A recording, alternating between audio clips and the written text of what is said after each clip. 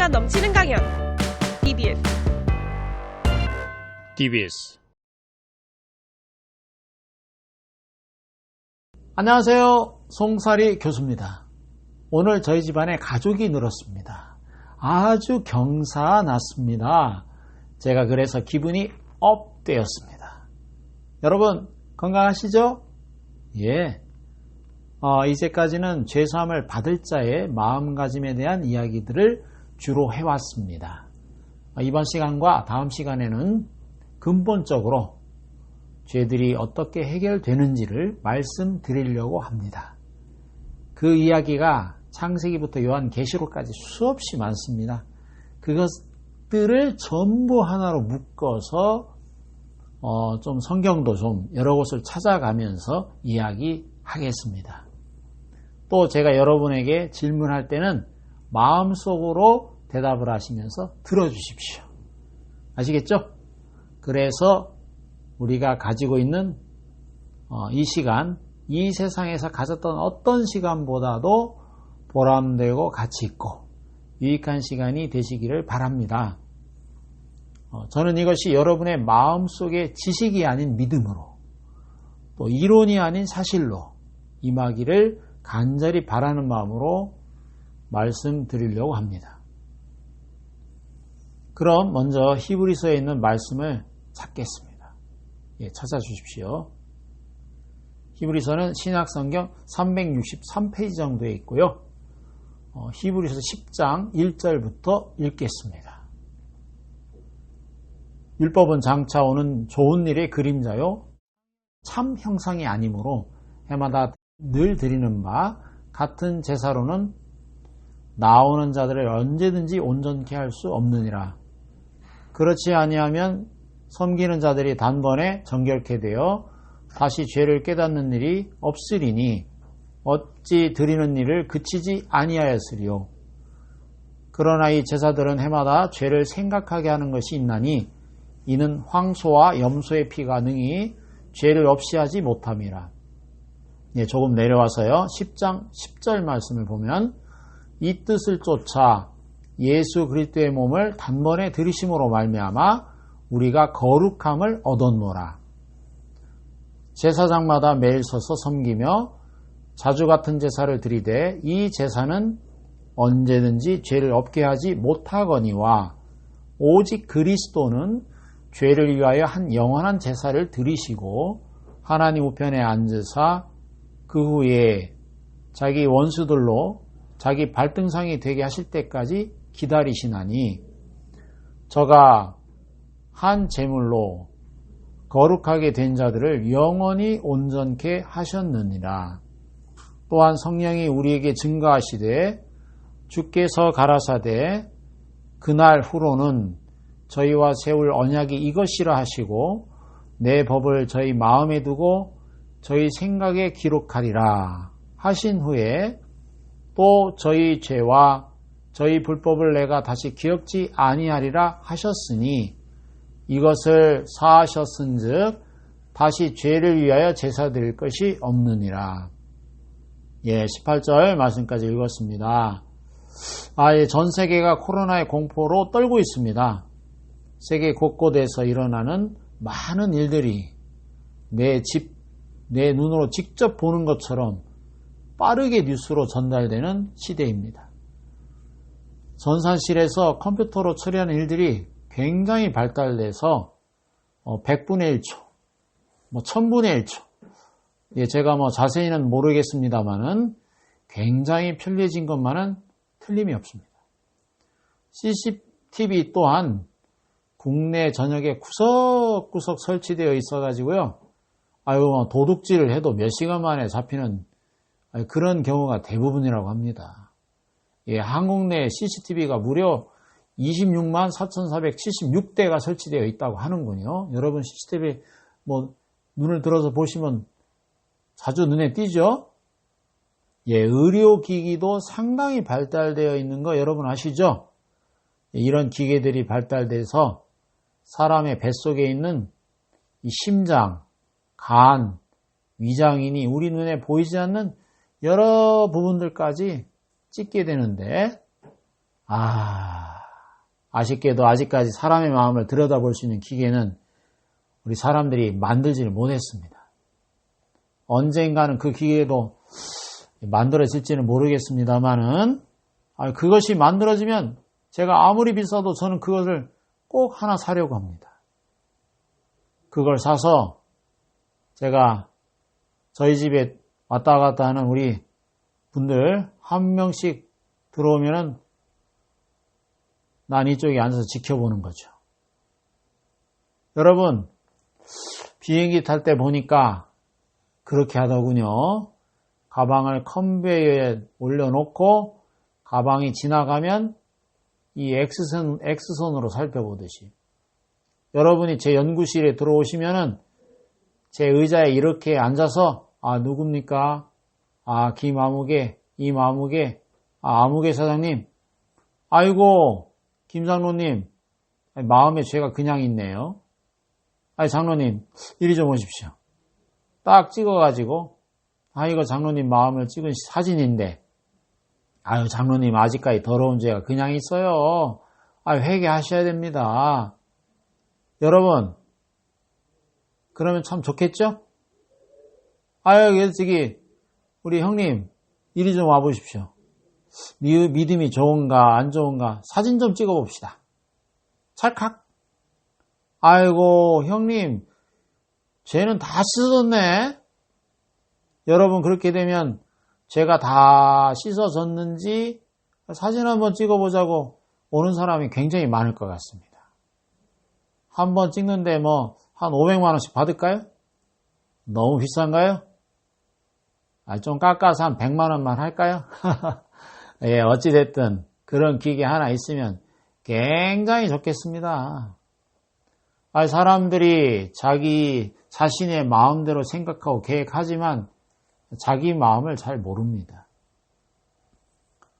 내 마음에 죄가 얼마나 있는지 없는지 사람들의 마음을 좀 살펴봐야겠는데, 사람들의 마음을 볼 수 있는 것은 세상에 아무것도 없지요. 아무것도 없지요? 성경 말씀에 보면 만물보다 거짓되고 심히 부패한 것은 사람의 마음이라. 누가 능히 이를 알리오? 라고 기록되어 있습니다. 아무도 모른다고 했습니다. 예, 그런데 여러분, 참 재밌는 것은 이 성경 말씀은 우리가 우리의 마음의 거울이라고 했습니다. 독일의 간호원으로 가서 생활하고 있는 어떤 아가씨가 있었는데요.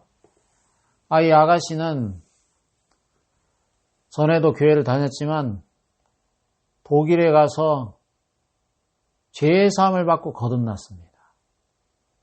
여러분, 독일에 가서 거듭났다고 독일제 구원인가요? 아니죠. 한국에서 구원받았으니까 한국제 구원인가요? 아니죠.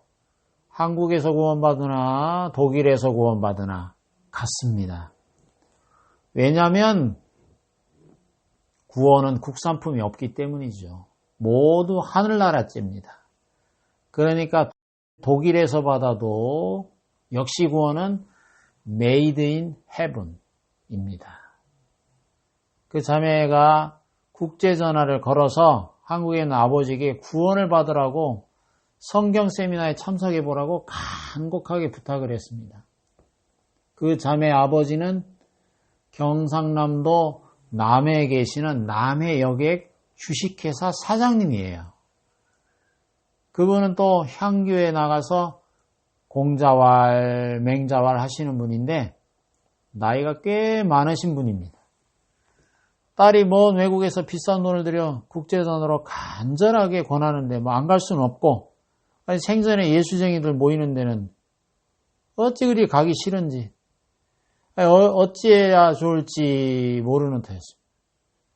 그래서 머뭇하고 있던 참인데, 딸은 아무래도 염려스러우니까 휴가 가는 자기 친구에게 여비를 줘가 부탁을 했대요. 내가 여비를 반 될 테니까 네가 한국에 가서 그 성경쌤이나 우리 아버지 좀 꼭 좀 모시고 가. 알았지? 부탁해. 아이고, 그래서 도살장에 가는 소처럼 끌려오다시피 오셨어요. 세미나는 계속되는데 이분은 무슨 재미가 있어야죠. 늘 해야 뭐 예수 잘했다는 소리지 뭐 별다른 게 있나? 끝나기 전에 돌아가고 싶지만 외국에 있는 딸이 그렇게 간절하게 이야기하는데 뭐 안 마치고 간다면 딸이 얼마나 섭섭하겠나 싶어가지고 그냥 시간만 때우고 날만 때우고 있었습니다. 따로 나와서 노는 사람이 없으니까 심심해서 여기 가서 앉아도 보고 또 저기 가서 앉아도 보고 여기 가서 들었다가 저기 가서 들었다가 뭐 그랬답니다. 아니 뭐 금요일까지 세미나를 하는데 목요일 저녁이었어요. 그 세미나 말씀을 마친 뒤에 죄사함 받을 사람은 앞으로 나오라고 했답니다. 그러나 이 영감님은 나오지 않았어요. 영감님은 바깥에 나가서 있자니 어둡고 또 아는 사람도 없어서 왔다 갔다 하다가 다시 궁금해서 들어왔답니다. 아니, 들어와 봐도 아직 끝은 안 나고 웅성웅성 하는데 심심하니 뭐 뒤에 가서 앉아보자 하고 앉았단 말입니다. 참 감사하게도 하나님의 성령이 역사하는 것은 참 기가 막힙니다. 말을 많이 하지만 그 가운데 딱 한마디가 들어오면 사람이 그렇게 변하는 겁니다. 말씀이 능력이 있어서 이분이 앉아 듣다가 목요일 저녁에 죄의 사함을 받는 비밀을 깨달았습니다. 할렐루야. 그 다음부터는 세미나를 계속 더 하자고 막 오히려 보채시는 거예요. 이분이 입이 벌어져서 다물 줄을 모르고 고마워하시다가 남해로 돌아가셨습니다. 매일 아침 동네 노인들과 활 쏘는 것이 낙이었는데 그날부터 돌아와서 한 달 사이에 성경을 신구약을 다 봤답니다. 활 쏘는 시간에 향교에 나가지도 않고 생전에 전혀 본 적도 없는 성경을 계속 읽었답니다. 하나님의 성령이 역사하시는 것은 참 놀랍죠? 그런데 그분이 이런 질문을 했습니다. 그런데 성경에 별 희한한 이야기가 다 있더군요. 공자님의 말씀을 읽어보면 공자님은 참아라 인자는 무적이니라 그렇게 귀한 말씀하셨는데 하나님의 말씀은 좋은 이야기도 있지만 좀 회개망측한 이야기도 있습니다.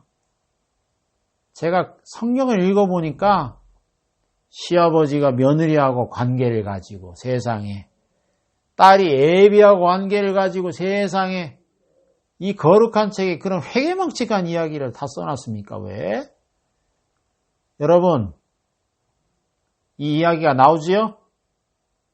유다가 자기 며느리 다말하고 관계를 가져서 아기를 낳고 세상에 롯이 자기 딸들하고 관계를 가지고 오빠가 여동생하고 나는 성경책이 좋은 책이라서 좋은 이야기만 있는 줄 알았더니만 회개망측한 이야기가 다 있습니다.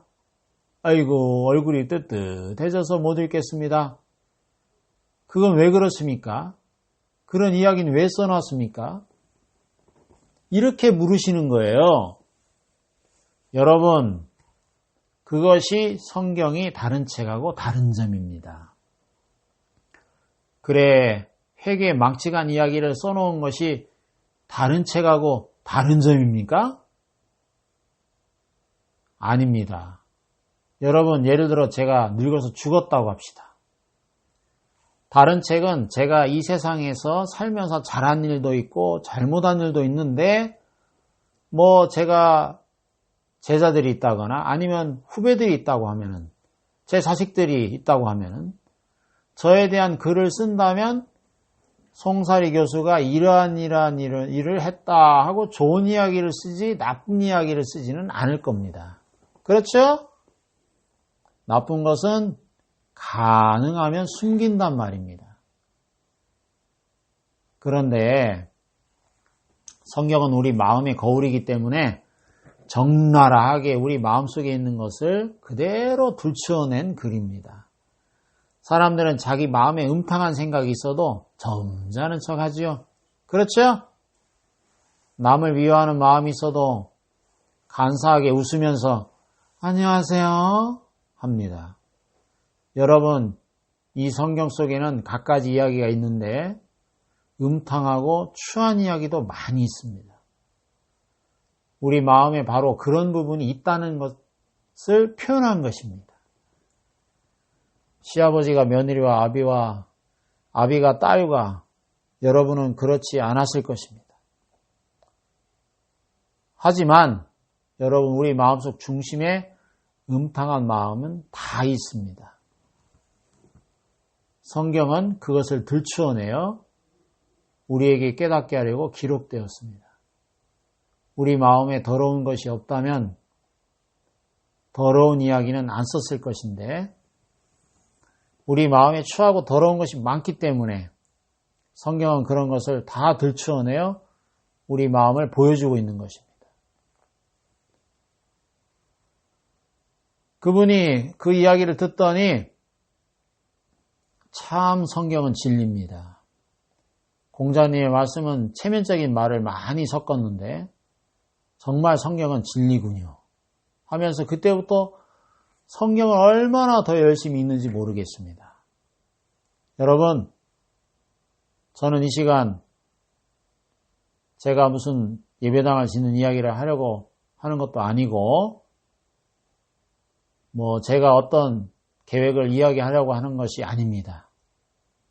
여러분 마음에 있는 자신도 모르는 어떤 문제를 어떻게 해결하는가를 설명하려고 합니다. 여러분, 자, 이것이 여러분의 마음입니다 하면서 여러분에게 여러분의 마음을 보여주면 좋은데 그럴 수 없으니까 참 어렵습니다. 한 학생이 교수님, 제가 뭐예요? 제가 무엇입니까? 저에게 죄에 대해 좀 말씀해 주시기를 바랍니다. 저는 죄에 대하여 설명을 했습니다. 교수님, 그것이 어떻게 죄입니까? 글쎄요. 죄가 눈에 보이지 않기 때문에 학생에게 이것이 죄다 하면서 딱 들춰내지는 못하지만 죄라는 것은 있습니다. 여러분 마음에 죄를 그려볼 수 있다면 죄가 이렇게 생겼구나 하고 쉽게 알겠죠. 예를 들어 장티푸스 병에 걸린 사람의 피를 빼내서 현미경으로 보면 장티푸스 병균이 움직이며 다니는 걸 볼 수 있는데 죄도 끄집어내서 볼 수 있으면 얼마나 좋겠습니까? 엑스레이로 찍어도 피를 뽑아서 검사를 해도 안 나타나니까 죄가 치료되어도 나았는지 안 나았는지 증가할 수는 없습니다. 그것이 죄 아닙니까? 그렇죠? 그래서 증거할 수 있는 것은 오직 하나님의 말씀밖에 없습니다. 오늘날 이 시대에 많은 사람들이 자기 죄가 씻어진 것을 확인하는데 하나님의 말씀을 의지하려고 하지 않습니다. 산기도나 방언이나 예언이나 하면 죄가 씻은 줄 알고 있고 또 눈물이 흐르고 마음이 뜨거워지고 그러면 죄가 씻어진 줄로 생각하는 미신적인 믿음을 가지고 있는 사람이 굉장히 많습니다. 그것은 어디까지나 미신입니다. 오늘날 교회 안에 있는 미신이 굉장히 성행하고 있습니다. 여러분의 기분이 좋으면 죄가 씻어졌고 기분이 나쁘면 죄가 안 씻어진 것이 아닙니다. 여러분의 기분과 상관없이 확실하게 죄가 씻어지는 방법을 우리는 알아야 합니다. 알겠습니까? 여러분, 하나님께서 우리 죄를 씻어주기를 원하셨습니다. 하나님 우리 죄를 씻어주셨을 뿐 아니라 우리 죄가 씻어지는 그 과정을 자세히 우리에게 가르쳐 주어서 이렇게 되어서 우리 죄가 씻어지는구나 하고 깨닫게 되기를 원하는 것입니다. 그래서 하나님은 신구약 66권을 우리에게 주셨습니다. 그런데 사람들이 성경을 잘 모르니까 어떻게 하면 죄가 사함을 받는지 그것을 자세히 설명해 주는 사람이 있어야 합니다. 죄 사함을 받게 되면 여러분 안에 성령이 계시니까 말씀이 꿀송이보다 달고 예배가 그리워지고 마음에 사랑이 흘러넘치고 평안하고 선한 삶을 살게 됩니다.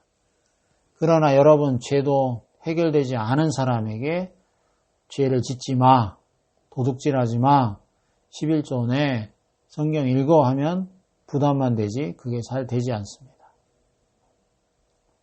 이 시간을 통하여 확실하게 죄를 씻음받은 사람은 하룻밤을 지내보면 내 마음에 성령이 들어와서 벌써 내가 변화된 것을 느낄 수가 있을 것입니다. 여기에 그런 분들 있죠? 하룻밤만 잠을 자고 나면 내 마음에 평안이 온 걸 알게 되고 내가 변화된 것을 느낄 수 있을 것입니다.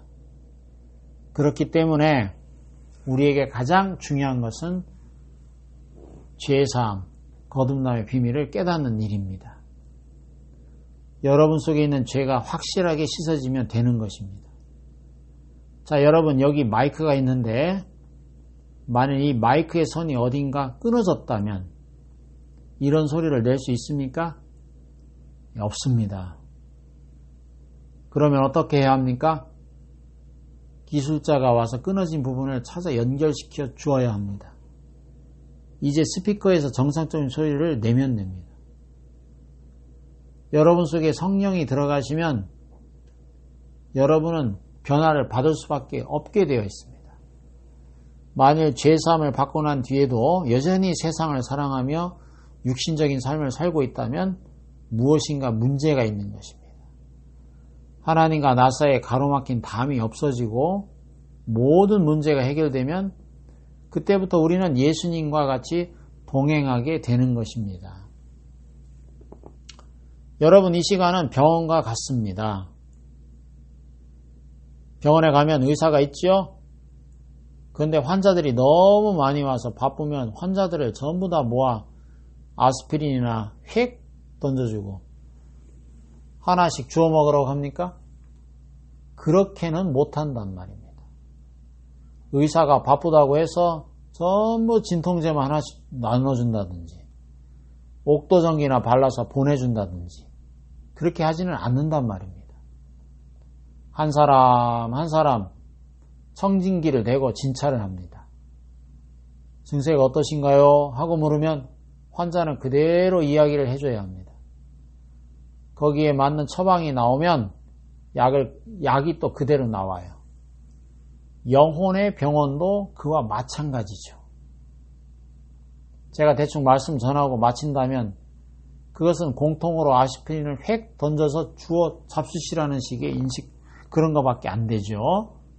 그래서는 안 되겠죠. 말씀을 마친 후 전화 상담을 통해 개인 상담이 가능합니다. 제 핸드폰을 알려달라고요? 예, 010-6462-2570으로 전화 주시면 개인 상담을 받을 수가 있습니다. 이제 어디서 문제가 있는지 살펴서 약을 줍니다. 두 가지 약, 신약과 구약 가운데서 잘 찾아내어 줍니다. 그래서 약을 먹으면 내 마음의 죄가 씻은 듯이 내려간단 말입니다. 암덩어리나 체증덩어리가 녹아나듯이 죄가 씻어지고 가뿐해집니다. 할렐루야 하고 달라진단 말입니다. 변화를 받는 것입니다. 우리 목사님, 전도사님들은 꼭 신구약 약 2봉지를 들고 다니면서 각 사람 이야기를 쭉 들어보고요. 아, 이분은 상태가 사마리 여자와 같으니까 이런 말씀 좋겠구나. 이분은 상태가 니고데모 같으니까 이런 말씀 좋겠는데 이렇게 처방하는 거죠. 하나님의 종들이 이렇게 처방을 또 합니다. 병원에 가면 내과, 외과 등 여러 과가 있고 내과 속에도 일반 외과니 하는 것이 또 따로 있는데 제 전공은 죄과입니다. 죄의 문제만 전문적으로 다루는 전문 면허증을 딴 사람이죠. 말씀을 전하여서 죄사함을 받고 기뻐하는 사람, 제가 그런 분들 보면 제가 먼저 그냥 하하하하 하고 좋아가지고 어쩔 줄을 몰라 제가 그냥 기뻐가지고 제가 어쩔 줄을 모르죠. 저도 기쁘고 가시는 분도 기쁘고 옛날에 나도 저런 기쁨을 맛보았는데 제가 죄사함 받았던 그때가 생각나서 저도 그냥 즐겁더군요. 여러분, 우리 모두 죄사함 받읍시다. 한 사람도 그대로 죄를 가지고 간 사람이 없도록 합시다. 죄를 사하는 이야기가 창세기, 출애굽기, 레위기, 민수기, 신명기, 여호수아, 사사기 굉장히 많아요. 그런데 성경에는 이것은 죄사함을 받는 방법이다 하고 나타나 있지는 않습니다. 저번 시간에는 제가 무슨 이야기를 했어요? 예? 다 잊어버렸어요? 술 맡은 관원장과 떡 굽는 관원장의 이야기를 했습니다. 그들이 죄를 지었는데 한 사람은 구원받고 한 사람은 멸망을 받았다는 것이죠. 그것을 통해서 우리 영혼이 어떻게 하면 구원을 받고 멸망을 받는지 설명했습니다. 성경은 그런 식으로 되어 있기 때문에 여러분이 죄사함을 받으면 눈이 뜨여져서 그것을 발견하게 되는 겁니다. 저도 옛날에는 몰랐는데 죄사함을 받고 성경을 읽으니까 눈이 뜨여져서 아이고 요것도 죄사함 받는 법, 아이고 요것도 죄사함 받는 법. 그래서 처음에는 성경책 한 권을 벌겋게 페인트칠을 해버렸어요. 아이고 요것도 죄사함 받는 것인데 내가 그걸 모르고 고생을 그렇게 심하게 했구나. 빨간 볼펜으로 칠해놓고 또 색연필로도 칠하고 아이고 얼마 지나지 않아서 성경이 온통 빨간 페인트 칠한 것 같이 그냥 그렇게 돼가지고요. 제가 책을 새 거로 바꾸곤 했습니다. 여러분, 이 성경에는 죄사함 받는 이야기가 참 많은데 오늘 그 이야기를 다 할 수는 없고 한 가지만 이야기를 해보겠습니다. 자, 이 한 가지 이야기만 잘 듣고 여러분이 죄사함 받게 되기를 바랍니다. 구약시대 이스라엘 백성들이 애굽에서 나올 때 그들은 성막을 만들었어요. 그것을 만든 사람은 누구? 모세죠. 여러분 히브리서 8장 1절을 한번 보겠습니다. 이제 하는 말이 중요한 것은 이러한 대제사장이 우리에게 있는 것이라. 그가 하늘에서 위엄의 보좌 위편에 앉으셨으니 성소와 각 장막에 부리는 자라. 이 장막은 주께서 베푸신 것이요 사람이 한 것이 아니니라. 대제사장마다 예물과 제사 드림을 위하여 세운 자니 이러므로 저도 무슨 드릴 것이 있어야 할지니라. 예수께서 만일 땅에 계셨다면 제사장이 되지 아니하셨을 것이니 이는 율법을 쫓아 예물을 드리는 제사장이 있음이라. 저희가 섬기는 것은 하늘에 있는 것의 모형과 그림자라. 모세가 장막을 지으려 할 때에 지시하심을 얻음과 같으니 가라사대 삼가 모든 것을 산에서 내게 보이던 본을 쫓아 지으라 하셨느니라. 이 성경을 읽으니까 이것이 무슨 말인지 잘 이해가 안 가죠? 여기에 보면 두 개의 장막이 나오는데 1절 아랫부분에 보면 그가 하늘에서 위엄의 보좌 우편에 앉으셨으니 성소와 참 장막에 부리는 자라. 이 장막은 주께서 베푸신 것이요 사람이 한 것이 아니니라. 여러분 2절에 성소와 장막이라는 게 나오죠? 따라해 보십시오. 장막. 그런데 이 장막은 무슨 장막이라고 되어 있습니까? 여러분 틀려도 괜찮습니다. 여러분이 잘 알면 올라와. 여기 저처럼 여기에 와서 이야기하시지. 왜 밑에 앉아 계시겠어요? 제가 처음에 방송할 때는 안 해보던 일이어서 서툴러가지고 어떻게 할 줄 몰랐어요. 나 이거 방송 못하겠네. 자꾸 말도 틀리고 하니까 아나운서가 교수님, 누구든지 말은 틀릴 수 있습니다. 교수님은 말이 틀려도 괜찮아요. 진리가 틀리면 안 되죠. 그러나 저희 아나운서는 말을 틀리면 안 됩니다. 교수님은 오히려 말을 좀 틀리는 것이 매력입니다. 하고 말합니다. 저 듣기 좋으라고 하는 소리긴 하지만 그것처럼 여러분도 좀 틀려도 괜찮아요. 그런데 여기에 보면 참 장막이라는 게 나오죠. 예. 그것은 사람이 만든 겁니까? 하나님이 만든 겁니까? 예, 하나님이 만드신 것입니다. 그 다음에 5절을 보면 저희가 섬기는 것은 하늘에 있는 것의 모형과 그림자라.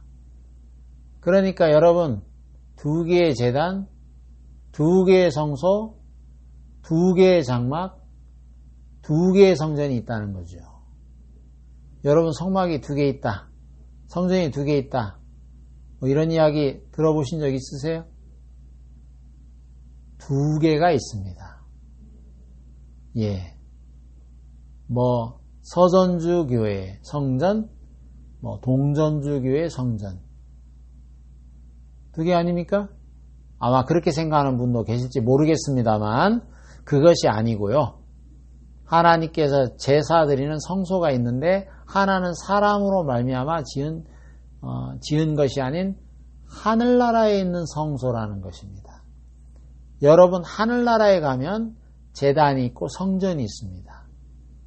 그런데 이스라엘 백성들이 애굽에서 나올 때 광야에서 이 땅에 또 하나의 성소와 제단을 만들었습니다. 그 제단을 만들 때 하나님은 모세를 불렀어요. 야 모세야, 너 시내산 꼭대기로 올라오너라. 그래서 모세가 시내산 꼭대기에 올라갔죠. 여러분 10개 영화 봤죠? 40일 40일 물도 먹지 아니하고 음식도 먹지 아니하고 그러는 동안 하나님께서 10계명 돌판 2개를 모세에게 주셨어요. 그 다음에 하나님께서 모세에게 텔레비전을 보여주셨는지 잘 모르겠지만 하여튼 비전으로 하늘나라에 있는 성막을 다 보여주셨습니다. 거기에 제단이 있고 떡상이 있고 법궤가 있고 물두멍이 있는 그 모든 것을 다 보여주셨습니다. 그리고는 모세야, 내가 산에서 너에게 보여준 그대로 이 땅의 모형을 하나 만들어라. 그렇게 말씀하셨습니다.